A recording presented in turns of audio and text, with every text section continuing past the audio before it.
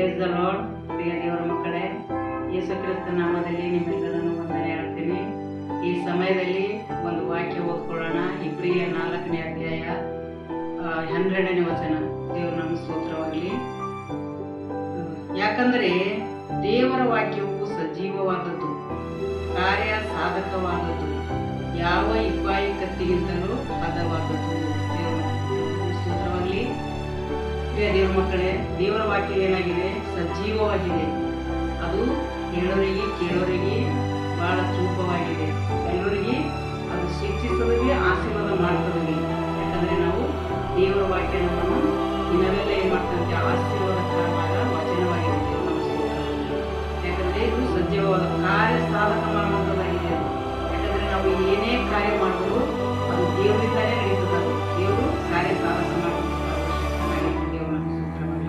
ನಾವೇನು ಮಾಡಿದ್ರು ಸಾಧಕ ಆಗೋದಿಲ್ಲ. ಯಾಕಂದರೆ ದೇವರ ವಾಕ್ಯದಲ್ಲಿ ಅಷ್ಟೊಂದು ಸಜೀವವಾಗಿದೆ. ಯಾಕೆಂದರೆ ನಾವು ದಿನವೆಲ್ಲ ಏನು ಮಾಡಬೇಕು? ಆ ವಾಕ್ಯದಲ್ಲಿ ನಂಬಿಗಸ್ತರಾಗಿ ಜೀವಿಸಬೇಕು. ಯಾಕಂದರೆ ಧ್ಯಾನಗಳು ಮಾಡಬೇಕು. ನಾವು ಪ್ರತಿ ಮಾತುಗಳಿಂದ ನಾವು ದೇವರ ಮಾತೇ ಆಡಬೇಕೇ ಹೊರತು ಈ ವಚನನೇ ಆಡಬೇಕೇ ಹೊರತು ದೇವರ ವಾಕ್ಯ ನಮ್ಮ ಬಾಯಿಂದ ಪ್ರತಿಯೊಂದು ಸಮಯದಲ್ಲೂ ದೇವರ ವಾಕ್ಯ ನಮ್ಮ ಬಾಯಿಂದ ಹೊರಡಬೇಕು. ಪ್ರಿಯ ದೇವ್ರ ಮಕ್ಕಳು, ಯಾಕಂದರೆ ದೇವರ ವಾಕ್ಯ ಅಷ್ಟೊಂದು ಮಧುರವಾಗಿದೆ. ದೇವರಿಗೆ ಸ್ತೋತ್ರ. ಅದಕ್ಕಾಗಿ ನಾವು ದೇವರ ಕಾಲದ ನಾವು ವಾಕ್ಯದಲ್ಲಿ ಪ್ರಾರ್ಥನೆಯಲ್ಲಿ ಹೆಚ್ಚಾಗಿ ನಾವು ಬೆಳೆಯುವಂಥವರಾಗಿರೋಣ. ದೇವರಿಗೆ ಸ್ತೋತ್ರ.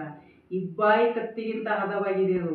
ಯಾಕಂತಂದರೆ ನಮ್ಮನ್ನು ಅದು ಚೂಪವಾಗಿ ಮಾಡ್ತದೆ. ಬಂಗಾರ ಹೇಗೆ ಸೋಸ್ತಾರೋ ಆ ರೀತಿ ನಮ್ಮನ್ನು ಈ ವಾಕ್ಯ ಏನು ಮಾಡ್ತದೆ? ನಮ್ಮನ್ನು ಸೋಸುವಂಥದ್ದಾಗಿದೆ. ಅದಕ್ಕಾಗಿ ನಾವು ಏನು ಮಾಡಬೇಕು? ಅದರಲ್ಲಿ ಹೆಚ್ಚಾಗಿ ಕಾಲ ಕಳಿಬೇಕು, ಪ್ರಾರ್ಥನೆ ಮಾಡಬೇಕು, ವಾಕ್ಯ ಓದ್ಕೋಬೇಕು.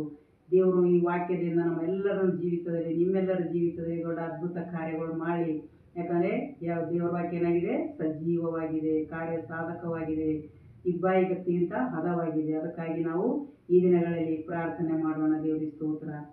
ಪರಿಶುದ್ಧನೇ ಪರಿಶುದ್ಧನೇ ಪರಿಶುದ್ಧಾತ್ಮನೇ ನಿನಗೆ ಸ್ತೋತ್ರ. ಕರ್ತನೆ ಸರ್ವದಾಯಕನೇ ನಿನಗೆ ಸ್ತೋತ್ರ. ಸರ್ವ ಸಂಪಾದನೆ ನಿನಗೆ ಸ್ತೋತ್ರ. ಅಪ್ಪ, ನೀವು ಒಳ್ಳೆಯವನು, ನನಗೆ ಒಳ್ಳೆಯದನ್ನೇ ಮಾಡುವಂಥ ಸರ್ವರಿಸ್ತನಾಗಿದೆಯಪ್ಪ, ನಿನಗೆ ಸ್ತೋತ್ರ. ಕರ್ತನೆ ನೀನು